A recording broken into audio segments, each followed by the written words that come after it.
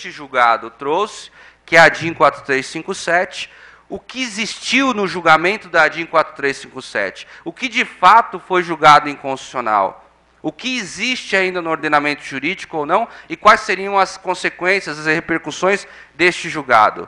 Passamos a análise exatamente da parte dispositiva do voto do ministro Carlos Aires Brito, que traz assim: por todo o exposto, julgo parcialmente procedente a ação para o fim de... Por que parcialmente procedente? Primeiro, porque já a ordem impugnava aquela questão do julgamento, ou perdão, da inconstitucionalidade formal já.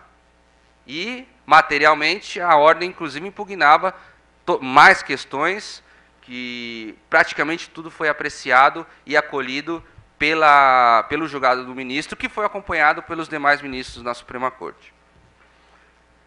Procedente à ação direta de inconstitucionalidade para o fim de declarar a inconstitucionalidade da expressão na data da expedição do precatório contida no parágrafo 2º do artigo 100 da Constituição. Na data da expedição do precatório. O que traz o parágrafo 2º? O parágrafo 2º traz aqueles débitos de natureza alimentícia que teriam uma preferência para pessoas com doença grave e idosos que, na data da expedição dos precatórios, e isso foi julgado inconstitucional, na data da expedição dos precatórios, tinha 60 anos ou mais. E aí eu pergunto para vocês, e aquele titular do precatório, doutor Clodomiro, que já tem 80 anos, tem o seu precatório expedido, não pago por óbvio, ele vai ter essa benesse, segundo o texto constitucional? E aí se criou uma situação completamente desfavorável no que toca o princípio da isonomia. Isonomia porque é igualdade proporcional. E proporcionalmente não haveria aqui aplicação do princípio da isonomia, porque vejam, na data da expedição dos precatórios, quem tivesse 60 anos ou mais, na data da expedição, processo todo criado, trânsito em julgado, expede-se o precatório, eu tenho 60 anos ou mais, eu tenho preferência. Agora, eu que tenho 80 anos, que não era mais na data da expedição do precatório, porque eu tenho o precatório já expedido, e não pago pelo Estado devedor. Eu, que tenho 80 anos de idade, e isso é comum, eu não poderia ter a benesse do recebimento do precatório de uma forma antecipada. Então, vejam, não foi declarado o parágrafo 2º todo inconstitucional do artigo 100. O parágrafo 2º, a leitura que devemos fazer é a seguinte: os débitos de natureza alimentícia cujos titulares tenham 60 anos ou mais, ou sejam portadores de doença grave. Porque se eu tenho 60 anos ou mais, eu recebo isso de uma forma preferencial. Por óbvio. Porque dessa forma que existia o julgado, eu não poderia aplicar isso, por exemplo, quem já tinha o crédito, mas já tinha o precatório expedido e tinha mais de 80 anos, mais de 60 anos. Então criava uma desigualdade. Automaticamente foi corrigido isso. O que mais foi julgado? Declarar a inconstitucionalidade dos parágrafos 9º e 10º da Constituição da República, que tratavam basicamente do quê? Daquela chamada compensação inversa. Vejam vocês. O parágrafo 9º e 10º, ele tratava da sistemática da compensação inversa. O que significa? Olha, você é credor de precatório. Você, credor do precatório, pode receber o seu precatório, só que você tem dívida com o Estado. Sabe aquela lei 6.830 de 80, a lei de execução fiscal? Ela não é o meio eficaz para eu, Estado, cobrar suas dívidas. O que eu vou fazer? Eu já vou compensar de imediato. Eu faço aqui o que eu quero. Você, credor do precatório, que fique aguardando aí, porque se eu achar também que você não deve 1 milhão, deve 2, se você não deve 100 mil, deve 120 mil, eu vou descontar o que eu quero. Ora, isso no mínimo era absurdo. Porque nós tínhamos dispositivos, ou pelo menos uma legislação específica, para que a Fazenda Pública possa buscar os seus créditos judicialmente, através da Lei de Execução Fiscal. Nós não tínhamos uma falta de argumentação para que a Fazenda Pública pudesse buscar os seus débitos. Pelo contrário, inclusive posteriormente, no recebimento dos precatórios, esses precatórios poderiam ser penhorados como crédito, quando da aplicação de uma execução fiscal, numa sistemática onde já formou a CDA não é nula, impugna. Aliás, da total situação de conforto e de aplicação da norma constitucional no tocante ao devido processo legal, eu me defendo. Existe a possibilidade de eu, inclusive, oferecer os precatórios para garantia. Mas, em regra, tomo o seu dinheiro e pago quanto quero? Isso não é possível. Por óbvio, foi julgado inconstitucional. Por óbvio. Não haveria o menor sentido de você descontar antecipadamente um valor do credor do precatório para amanhã você pagar o que você quer. E ainda em suaves prestações. 15 suaves prestações, se é que eu vou conseguir pagar em 15 anos, né? Eu, Estado. Estado caloteiro. Estado que não dá o exemplo. Estado que não lê um livrinho de 2000 anos atrás, de Cícero, dos deveres. Mas Estado que é o primeiro a te exigir, pague tributo. Pegue aí um ônibus, um metrô, do jeito que tem aí para vocês. Andem em ruas do jeito que eu posso oferecer para vocês, em calçadas também, quando tiver calçada. Vá ser atendido num hospital em que você possa ir, se é que você consegue entrar. Então é mais ou menos assim. Este é o nosso exemplo. E aí entra uma questão de cidadania. Porque eu posso ser um bom cidadão, mas eu tenho que ter uma formação de bom cidadão pelo próprio Estado. Ele tem que me dar os exemplos. E aí fugir exatamente dessas questões, do devido processo legal, da própria... E vejam, existia uma decisão onde existia uma coisa julgada. Tinha que aplicar a sentença de imediato, ou a decisão de imediato. E eu recebi o meu precatório. Como que vai compensando? De uma forma que o Estado bem quer e bem pode. Não é dessa maneira que funciona. E aí a consequência disso era o parágrafo 10 também, que dizia que a Fazenda podia se manifestar para o abatimento, que se não se manifestasse, perderia o prazo e aí não haveria o abatimento. Como? Eu tenho uma decisão que tem que ser cumprida. Em consonância, em uma situação que é extremamente condizente com o quê? Com a duração razoável do processo, instituído pela Emenda Constitucional número 45, que não pode ficar na folha do papel, não por uma duração razoável do processo só, por uma celeridade processual, por uma não ofensa à coisa julgada, pela própria aplicação do princípio da isonomia, porque eu não posso receber minha dívida, ou o meu crédito, perdão, e o Estado pode na hora e do jeito que ele quer. Então fugia dessas premissas. Por consequência, foi julgado inconstitucional. Próximo tópico, nós temos a seguinte questão. Assentar, e isso é o voto, a parte dispositiva do voto do ministro Carlos Aires Brito. Assentar a inconstitucionalidade da expressão índice oficial de remuneração básica de caderneta de poupança. Isso, no mínimo, foi medíocre. No mínimo. Porque qual o índice oficial para atualização do crédito tributário? Aplica-se normalmente o quê? A taxa Selic. E aí, aqui no Estado, se aplica um monte de coisa, né? Se aplica índices específicos, que já, através de uma série de decisões aí, que forem impugnadas. Por dia existe juros de tanto. Mas, em regra, se aplica a taxa Selic. Agora, o índice medíocre da caderneta de poupança, que foi reduzido, inclusive, recentemente, com o crescimento do país, olha que legal, olha que interessante isso. Nós vivemos um Estado democrático de direito.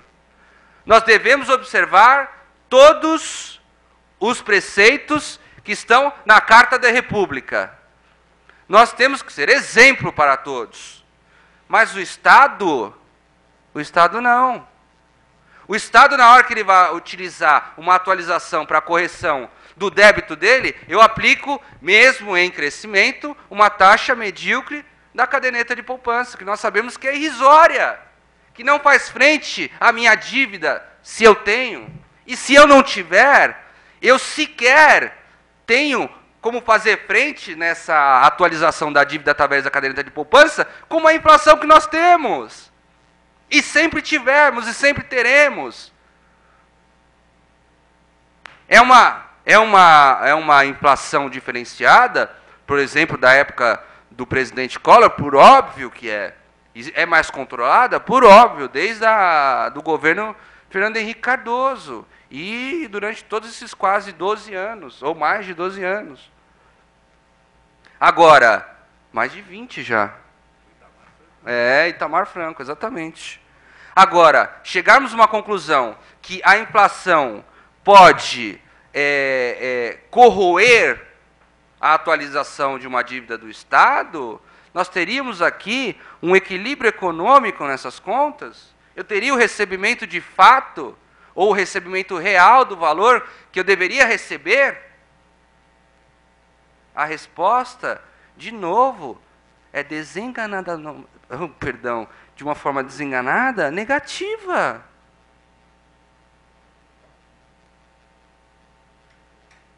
É negativa. Desenganadoramente negativa. Passamos a mais um item da inconstitucionalidade.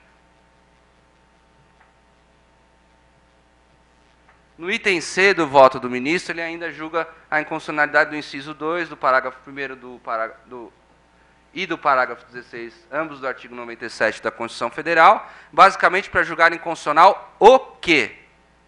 A nova moratória de 15 anos. Não tem o menor sentido. O Poder Constituinte podia, naquela época, instituir uma nova Constituição. Ele pode agora arcar com as dívidas do Estado em 8 anos. É uma nova Constituição. É uma nova ordem. Aqui o Poder Constituído poderia adotar um regime de 15 ou de 10, como foi criado? Por óbvio que não.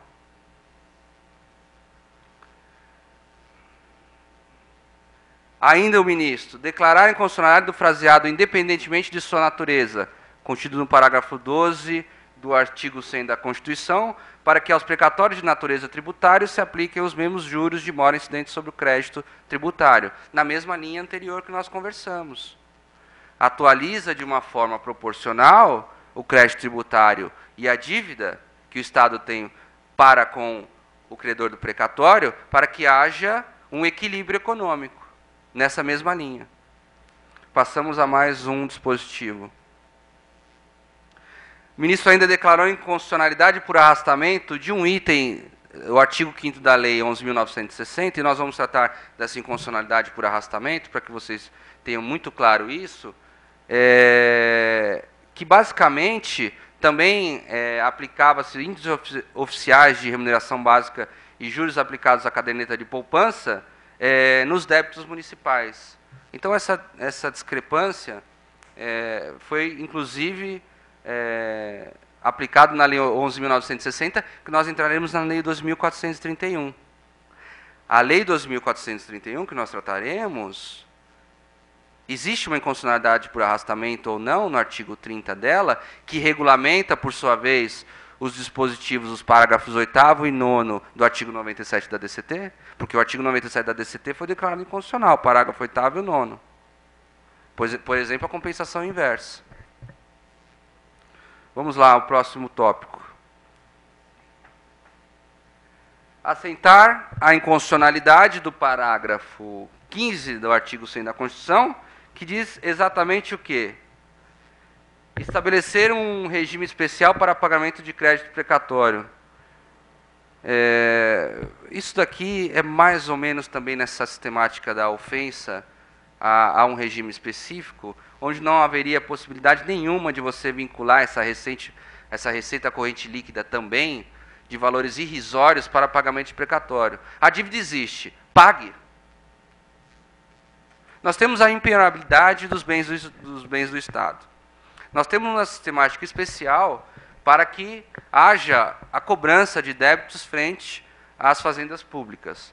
Se o doutor Clodomiro me deve algo, eu vou lá e peço penhora online da conta dele, e ele vice-versa. Entre particulares é perfeitamente possível fazer isso. Agora, haveria essa possibilidade para bens do Estado? Por óbvio que não, que nós temos que respeitar um orçamento, nós temos que fazer com que aquele valor seja inserido até um determinado mês, até julho de um determinado ano, para que ele se pague até o final de dezembro do ano subsequente, ou naquele período de 18 meses. É uma sistemática específica. Agora, já tem a benesse.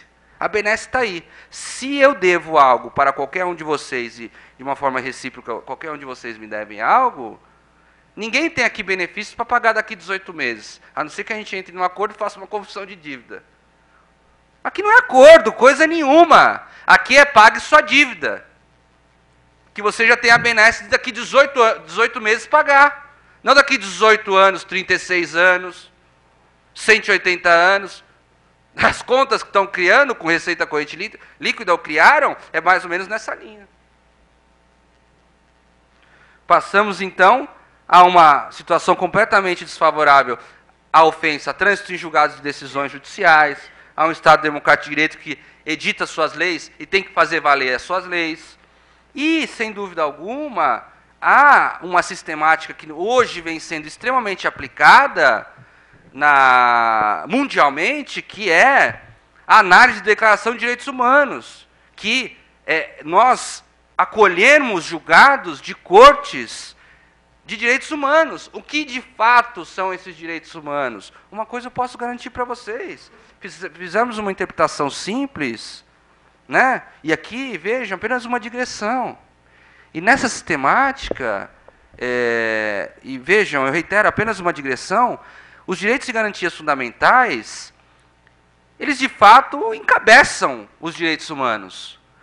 E se eles encabeçam os direitos humanos, se eu tenho direito à propriedade, e se eu tenho o direito à celeridade de um processo, e se eu tenho direito a uma duração razoável do processo e outros tantos direitos assegurados pela Constituição Federal, por óbvio que eu devo aplicar, inclusive, julgados de cortes de direitos humanos. Por óbvio. E a Corte Europeia se manifesta nesse sentido. Há um julgado equitativo. Se pegarmos lá o artigo 6º, fala no tópico, é um tópico e depois vem o que significa esse direito a um processo equitativo. Fala que um processo equitativo é um processo célere. É um processo que ele tem uma duração razoável. E por óbvio que duração razoável, tudo bem, você não me pagou em 18 meses. E como a gente tem acordos aqui com uma série de outras pessoas, hoje eu não consigo te pagar, não entrou meus honorários, te pago daqui uma semana. Isso é razoável. Para o Estado eu não conseguir pagar em 18 meses. Ah, tá bom, vou pagar vai pagar em 24.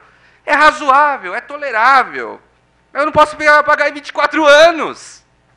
Ou em 18 anos. Não é tolerável. Não é razoável.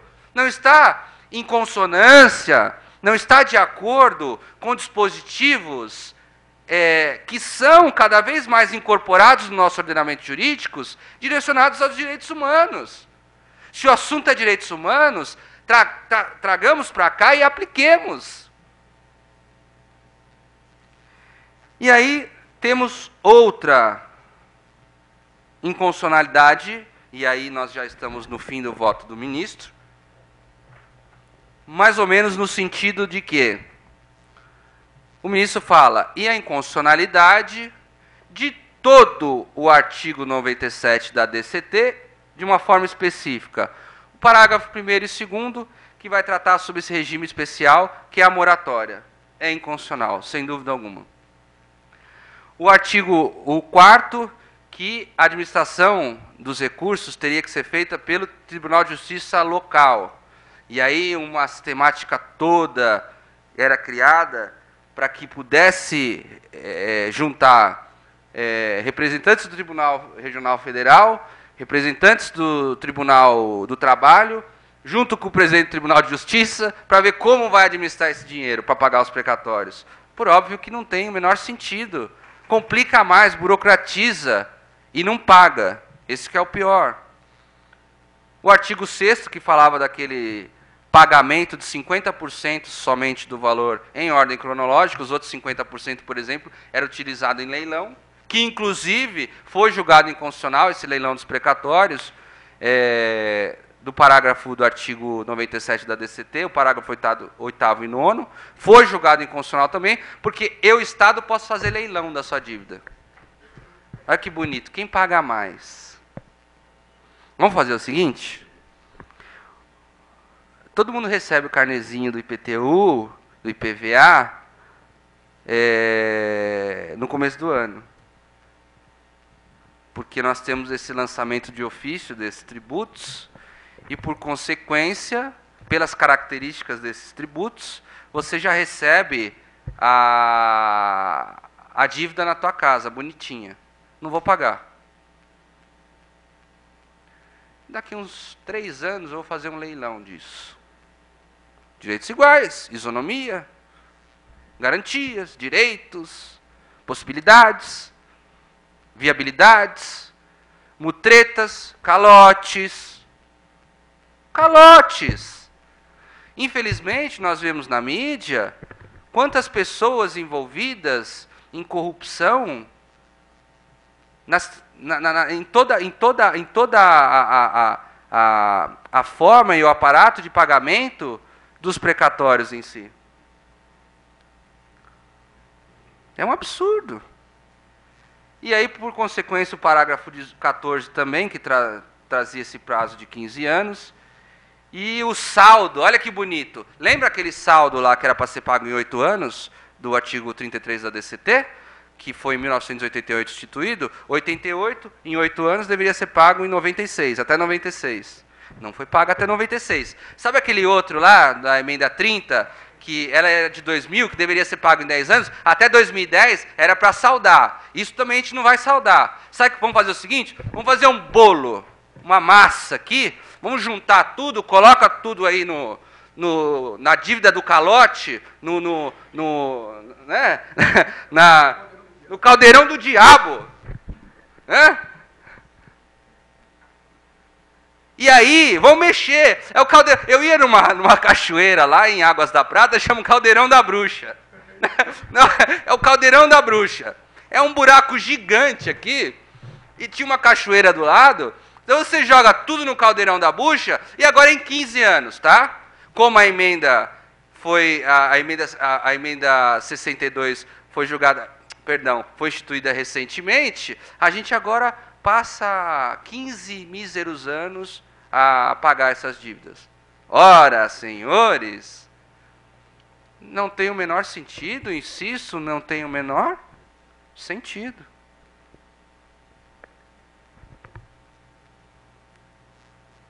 E, por fim, sendo os demais dispositivos julgados inconstitucionais por arrastamento ou reverberação normativa.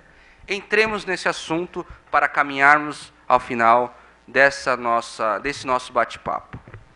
Quando tratamos no julgamento de inconstitucionalidade por arrastamento ou reverberação normativa, nada mais é o seguinte: imaginem uma lei que é criada por conta de uma determinada outra lei. Vejam, às vezes, eu lembro que foi julgado inconstitucional um determinado dispositivo do Código de Defesa, algo que tinha era uma sanção política aplicada ao contribuinte, que tinha a dívida fiscal, a DIN 1736 da relatoria do ministro Joaquim Barbosa, em que você tendo dívida para com o Estado, você não poderia mais exercer a atividade da sua empresa. Como? Eu dou um exemplo para vocês. Quer um exemplo de sanção política? Uma empresa de transporte, ela precisa das notas fiscais para trabalhar. Notas estas que são autorizadas, é chamado AIDFs, Autorização de Impressão de Documentos Fiscais, que são impressos, na verdade, essa autorização é dada pelo ente público a uma determinada gráfica eleita pela transportadora. Por quê? Você só pode emitir tantas quantas notas forem autorizadas pelo Estado. E aí, essas notas, por consequências, depois a gráfica faz e te entrega para que você possa atuar, normalmente, no exercício das suas atividades. Sabe o que o Estado faz? Impede a impressão ou a autorização de impressão dessas notas, e a autorização não chega lá na gráfica, por consequência você não tem mais as notas, porque você está devendo tributo. Isso é uma sanção política. O decreto que regulamenta isso, que ele vem regulamentar como será essa sanção política, ele é decorrente, ele advém de uma norma inconstitucional. Por arrastamento, nós tragamos para cá este decreto inconstitucional que regulamenta um determinado artigo ou uma norma inconstitucional, e aí, por arrastamento, nós declaramos também a sua inconstitucionalidade. É dizer, se eu tenho um determinado dispositivo inconstitucional, ou uma lei em que quase todos os artigos é julgado inconstitucional, ficar 2 artigos, 3 artigos esparsos nesta lei, não tem o menor sentido. Por arrastamento, você julga a inconstitucionalidade. Ou, como o ministro Carlos Aires Brito trata, de reverberação normativa. Aí entra nessa sequência que nós vamos colocar aqui. Nesses dramas todos, analisados só como uma ponta do iceberg, porque nós sabemos que a consequência disso é muito maior. Nós trazemos... Opa! Voltou tudo, hein, gente? Tudo inconstitucional. Eu estou igual o professor Sacha, que ele, de uma forma bem interessante, ele traz muita inconstitucionalidade. Passamos por todas as inconstitucionalidades já. Perdão. E aí chegamos ao final com a inconstitucionalidade ou por arrastamento ou reverberação normativa. Isso foi trazido pelo ministro Celso de Mello nessa ADIM 4357. Esse QO é uma questão de ordem trazida nessa ADIM 4357. E o ministro Celso de Mello, ele cita as lições do ministro Canotilho. O ministro Canotilho, extremo conhecedor do direito constitucional, não só português, mas mundial, ele traz o seguinte, que a conexão ou interdependência de certos preceitos com os preceitos especificamente impugnados, ou seja, um determinado preceito ele tem relação com o outro. E se esse preceito que tem relação com este que é declarado inconstitucional, ele se mantém no ordenamento jurídico, não haveria o menor sentido. Por consequência, você arrastaria ele como inconstitucional também. E aí, eu trago alguns exemplos aqui, na ADIM 1923 do ministro Carlos Aires Brito, na ADIM 1736 da relatoria do ministro... Na medida cautelar é o ministro Moreira Alves, mas o relator da ação direta é o ministro Joaquim Barbosa. E aí eu trago para vocês...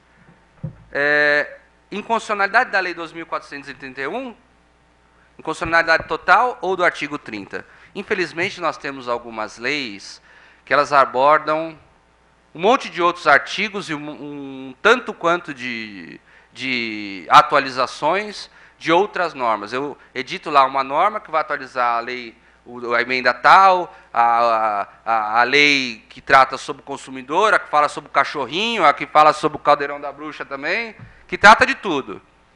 Né? Infelizmente, nós temos essa aplicação de uma forma equivocada. E o artigo 30, ele traz a redação, ou como que haveria aquela compensação inversa, em que a Fazenda poderia retirar ou compensar os valores do credor de precatório. nós entendemos que por arrastamento haveria também constitucionalidade desses dispositivos, tanto do artigo 30 e os demais, que regulamentam essa situação completamente inviável, que é a da compensação inversa.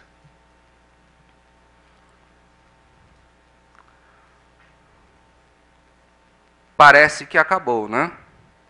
Mas nós temos ainda que seguir não para lá, para a direita, não mais para a esquerda. Nós temos que seguir nesse mar aí, nessa busca incansável para a solução dos precatórios.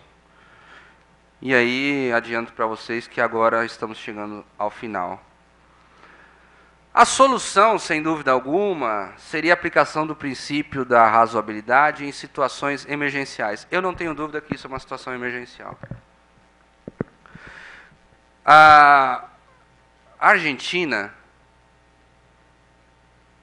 passou por um problema muito parecido do que o nosso, na época do Plano Collor, que tomaram, né, bateram carteira lá dos valores que nós tínhamos em poupança, para que pudesse o Estado se manter. Várias pessoas que estão aqui, eu tenho certeza que vivenciaram a problemática do Plano Collor. E na Argentina eles vivenciaram algo parecido, que foi com o Corralito. E lá na Argentina e em outros tantos... Viu, gente? Uma coisa aqui também entre nós, tá? Entre nós e entre cameraman, todos nós aqui, para onde for difundido este vídeo e que